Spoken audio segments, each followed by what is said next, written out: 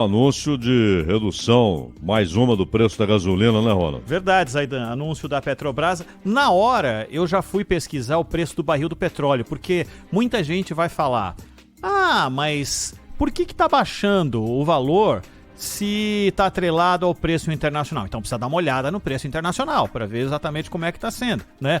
E a última observação que eu vi estava na base de 94, não sei se mudou nesse momento o preço do barril de petróleo. A gente está falando de um barril que chegou a cento e tanto e ficou acima de 100 dólares, é dólar que eu tô falando, ficou acima de 100 dólares durante muito tempo, né? E então é importante a gente sempre comparar para não tentar atrelar de alguma forma uma redução de preço, não que não possa haver, mas uma redução de preço que é baseada num preço internacional e não em vontades políticas, né, Zaidan? Chegou à casa dos 80 há poucos dias, né? Agora está na casa dos 90 dólares o barril. E isso não quer dizer tendência, não quer dizer nada. É bom lembrar que o barril do petróleo chegou a ficar abaixo de 30 dólares não faz muito tempo, que aliás foi devastador para algumas economias, né?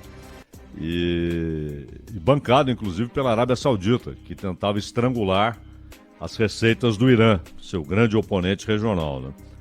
Então vai depender muito da demanda internacional, da economia chinesa principalmente, porque a redução daquele segundo trimestre na China, a demanda foi lá embaixo, né?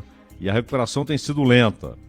Então, é bom olhar também aquilo que está sendo cotado no mercado futuro, porque muitas vezes a entrega de barril que está estabelecida para daqui a meses e meses, né? Então, eles tentam estabelecer uma expectativa de quanto estará o barril naquele momento, dependendo da economia internacional. Demanda na China, demanda no Japão.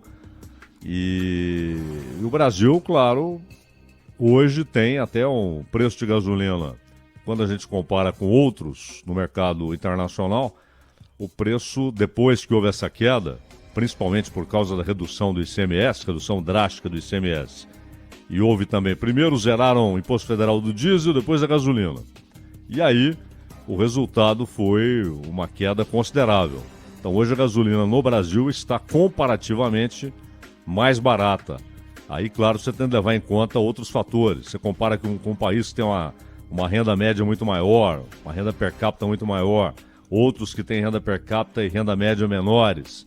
Então tudo isso tem de ser considerado, mas pelo menos está baixando o preço e com o diesel vai acontecendo a mesma coisa, embora um pouco mais relutante a queda do diesel, né, Ronald?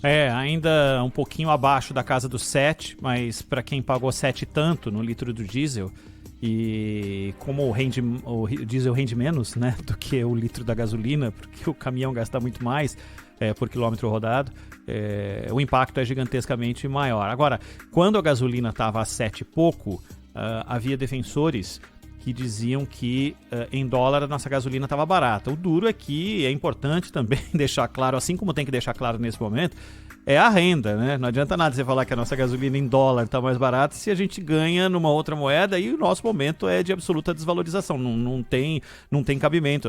Se a renda continua precária, não é a gasolina a 7 comparando com a gasolina vendida em Manhattan que a gente vai ficar feliz por causa disso.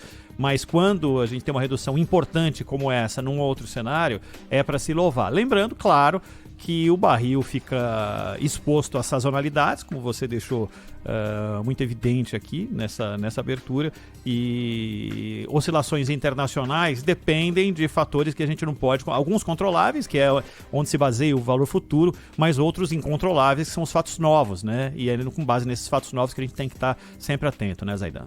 E o fuso horário, porque houve divulgação de dados ruins da economia chinesa, então isso levou à conclusão óbvia de que não haverá uma retomada da demanda normal, nos níveis normais, na China, por petróleo. E aí o preço do petróleo caiu, deu uma desabada hoje. Essa redução, que vale a partir de amanhã aqui no Brasil, de 18 centavos por litro, ou 4,85%. Enfim, temos mais uma redução aí. O preço da gasolina vai de R$ 3,71 para R$ 3,53 na refinaria. E para o consumidor, claro, o preço é composto de outros fatores, né? Tem imposto, tem o lucro das distribuidoras, dos postos. Mas vai ficar ali perto dos R$5, viu, Zaidan? Porque eu já abasteci, não sei como é que você... Eu sei que você abastece com álcool, mas eu já abasteci a 5,8 na semana passada. E 5,30 é algo fácil de achar. Então vai estar muito próximo ali da casa dos R$5 agora o litro. Exato, e com impacto aí no IPCA de agosto, né? Ah, você já teve o impacto no IPCA anterior, mostrando o processo de deflação, motivado, claro, pela redução dos valores de combustíveis e energia. E, em contrapartida, uma outra preocupação, né, Zaidan, que vem e que afeta a vida de todas as pessoas. Você sabe que ontem eu estava de manhã, antes de ler essa reportagem com base em dados do IBGE, falando sobre inflação, que está hoje na capa da Folha de São Paulo, está no UOL, entre outros lugares, falando da corrosão do dinheiro que as pessoas vão receber, né, do aumento de 400 para 600 reais.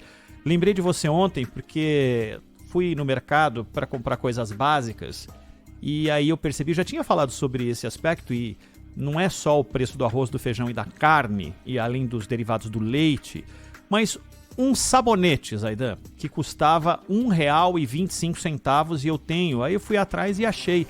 Quando você registra o CPF, suas notas ficam lá registradas no sistema durante muito tempo. Então dá para você consultar. Um sabonete que custou há 10 meses R$1,25 estava ontem de manhã no mesmíssimo lugar a R$3,25. R$2 de aumento em 10 meses em um produto que custava R$1,25. É muita coisa. Estou falando de um mísero produto. E aí você passa por outros. Um pote de maionese é básico? Maionese? Não, não é básico. Você pode viver sem, mas custava 5, hoje custa 10.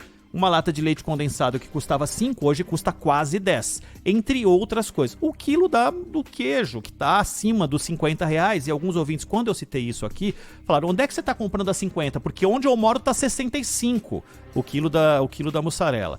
E por aí vai, não vou nem entrar na carne, porque aí é um disparate falar do preço da carne também. Pois é, a única coisa que é capaz de produzir uma redução significativa é uma redução significativa do consumo. Quando é possível, né? Muitas vezes não é possível você simplesmente deixar de comprar. É uma coisa que vai ser importante, você precisa daquele produto e tal.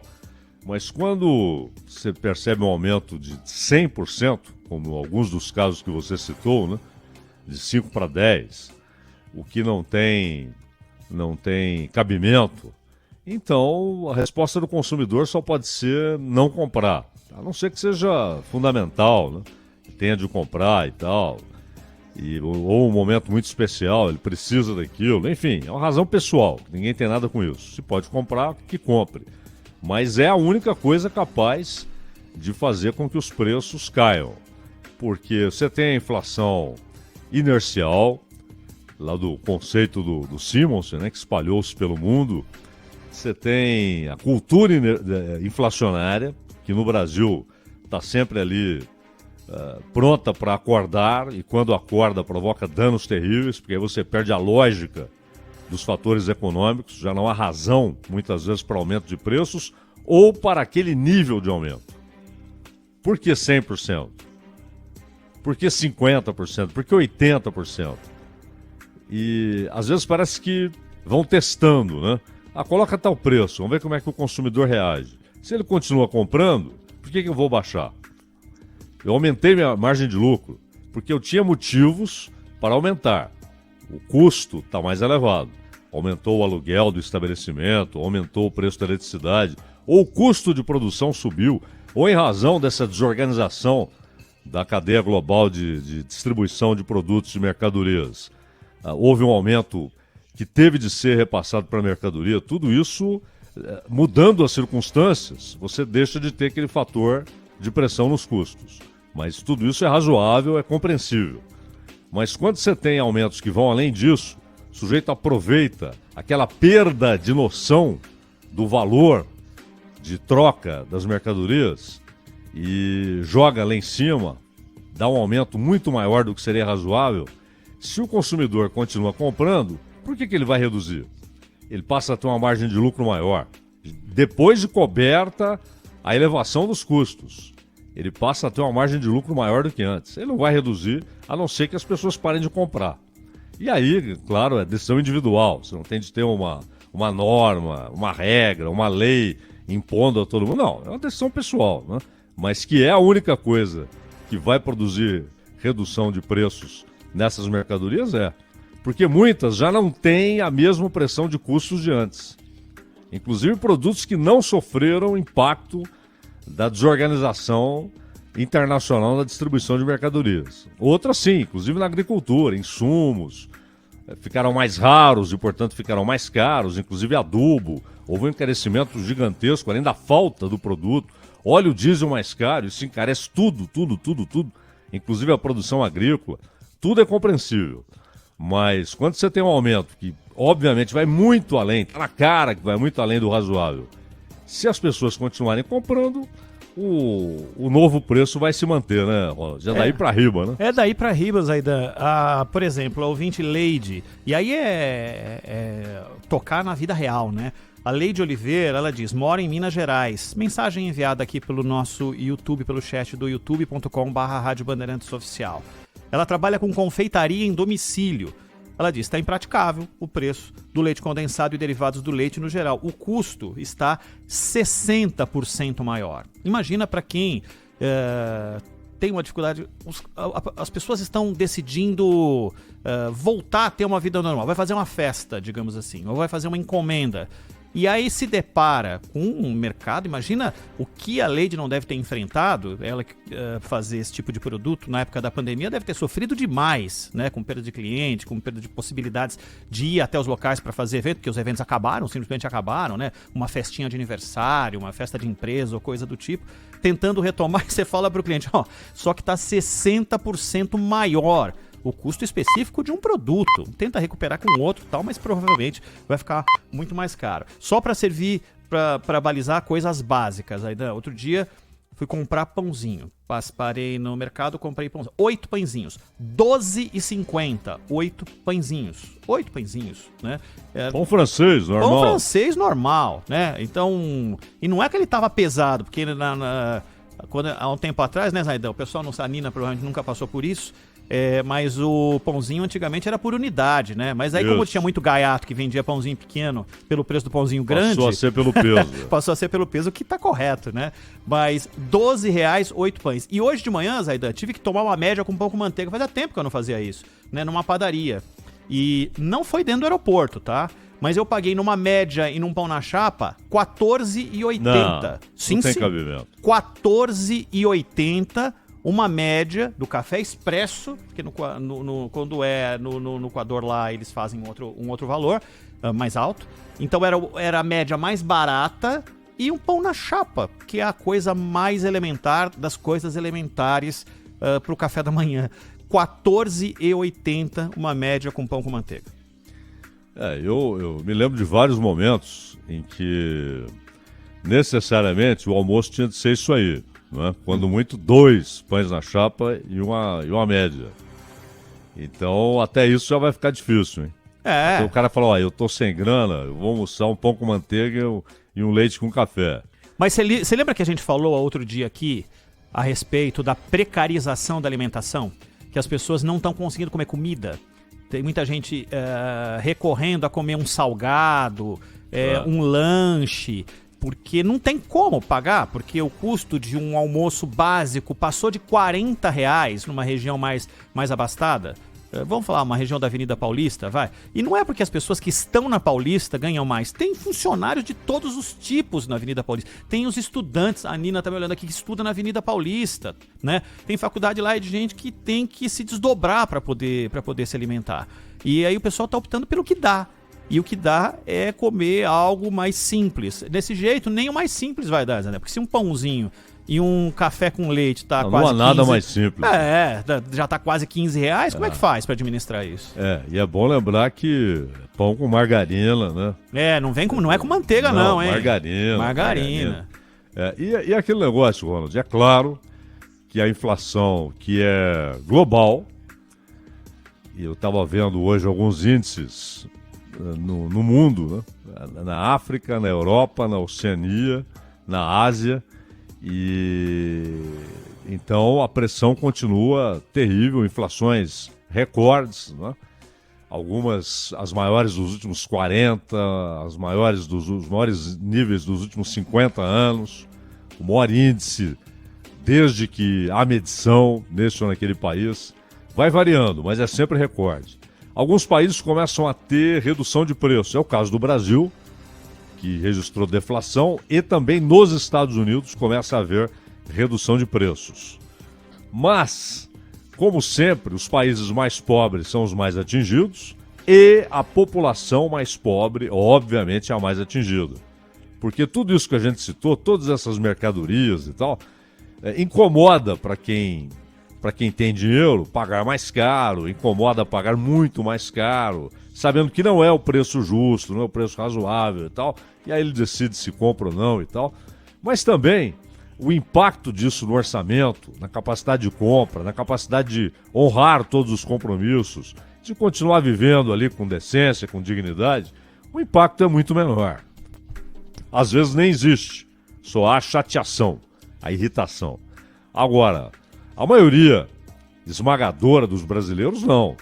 Ela tem uma renda pequena, quando tem renda, e aí, claro, se a comida fica mais cara, você tem um impacto na capacidade de sobrevivência, com alguma dignidade, capacidade de dar comida para a família, para os filhos.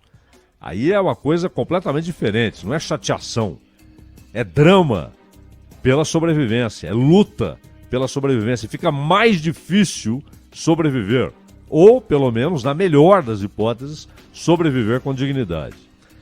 E é nesse contexto que entra aí o Auxílio Brasil, o aumento que foi aprovado pelo Congresso, naquela PEC dos benefícios de R$400 para R$600, e, obviamente, o impacto que isso terá na eleição, né, Ronald? Sem dúvida. Aí vai ficar a conta, porque que as pessoas vão preferir ter 600 do que ter 400, pô, quem não tem nem cabimento pensar diferente. São R$200 a mais de umas... 50%. Pô, que isso, né? Com R$200 a mais dá para comprar algumas coisas de subsistência pro mês, né?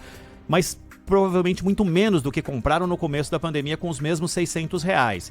E aí as análises, e é por isso que a matéria traz dados que precisam ser realmente observados, qual será o impacto de verdade na comparação com o que as pessoas já viveram com o mesmo pagamento. Provavelmente terão algum impacto. A gente chegou a fazer aqui várias entrevistas para mostrar como os R$600 mudaram realidades de cidades. Como nós acompanhamos também outras realidades de famílias que com os R$600 passaram a ganhar mais do que ganhavam antes.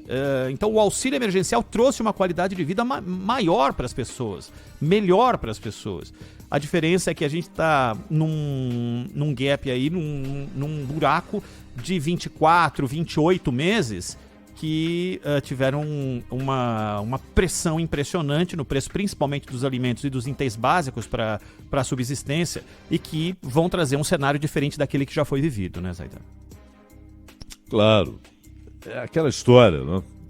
Quando você tem um auxílio de R$600, seja quando era emergencial, seja agora num pacote... O pacote é permanente, o valor não, claro.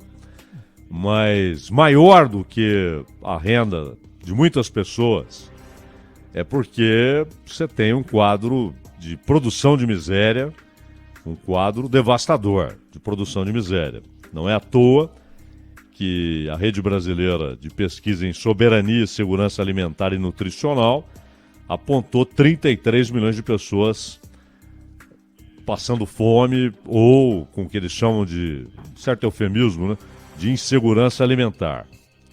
Então, muitas vezes, esses números costumam ser subestimados, costumam ser abaixo daquilo que a realidade tem para mostrar. Porque não dá para... Eles não vão em casa, não falam com 215 milhões de brasileiros. Então é uma estimativa. E há regiões onde simplesmente eles não conseguem entrar, não conseguem percorrer, são distâncias enormes nesse país enorme, outras regiões onde a entrada não é franca, não é permitida, porque está sob domínio de um estado paralelo. Você tem N situações. O fato é que o número é ainda mais dramático. E há uma reportagem aqui que mostra, do João Pedro Pitombo, mostrando Bahia e Sergipe, mostrando que, claro, como você falou, as pessoas gostaram dessa decisão de ir de 400 para 600, é óbvio, né?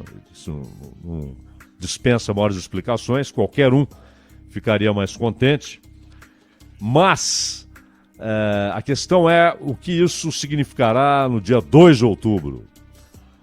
Isso vai mudar voto, isso vai garantir voto, isso vai beneficiar o Bolsonaro.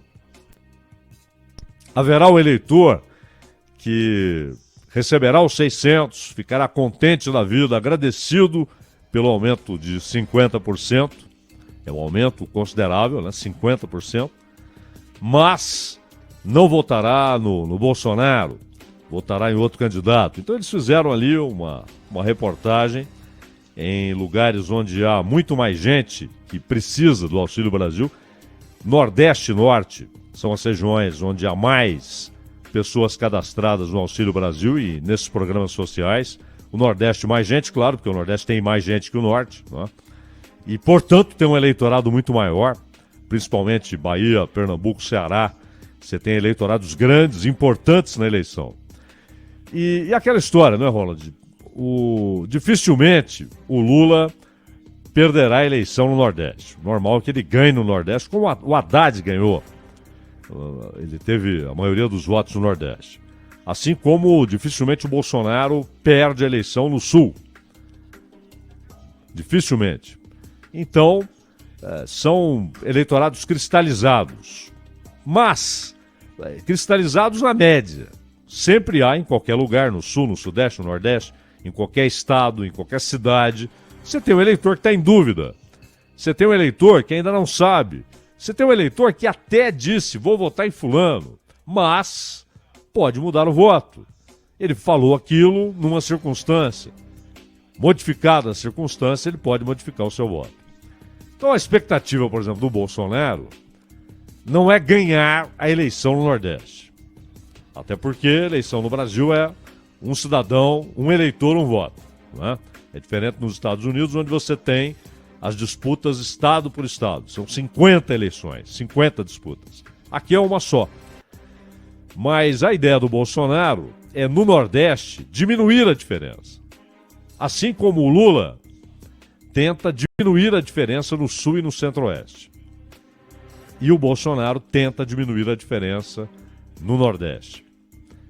E há agora, inclusive, uma atenção especial para Minas Gerais, porque aquelas pesquisas que mostraram diminuição da diferença, o crescimento do Bolsonaro, uma diminuição na intenção de voto para o Lula ou a intenção de voto para o Lula estacionada, e a diferença caindo, isso tem muito a ver com Rio e São Paulo. Mas em Minas Gerais, houve pouca mudança. A vantagem do Lula continuava confortável. E na semana passada, esse cenário mudou um pouco. Talvez até pela influência de as pessoas começarem a dar atenção à disputa estadual, onde Calil está ligado ao Lula e o Zema, embora de maneira meio contida, a la Zema, a maneira de Zema, mas ligado ao Bolsonaro. Então, os dois começam a dar muita atenção a Minas Gerais. Mas eu acho que no Nordeste, onde há o maior número de pessoas que recebem o Auxílio Brasil, acho que a ideia é essa. O Lula tenta manter ou ampliar essa vantagem que ele tem lá, naturalmente, e o Bolsonaro tenta reduzi-lo o máximo possível, né? Exato, exato. Ó, eu quero só agradecer, são mais dezenas e dezenas de mensagens das pessoas se colocando dentro desse contexto todo. Obrigado ao Henrique Valêncio, diz que encontrou gasolina na Vila Carrão a R$ 4,99 já, ótimo. Só toma cuidado, né, para não ter nenhum gaiato aí querendo ganhar dinheiro reduzindo e mandando aquela gasolina que vai atrapalhar a vida do seu carro, né? Tome todo cuidado aí.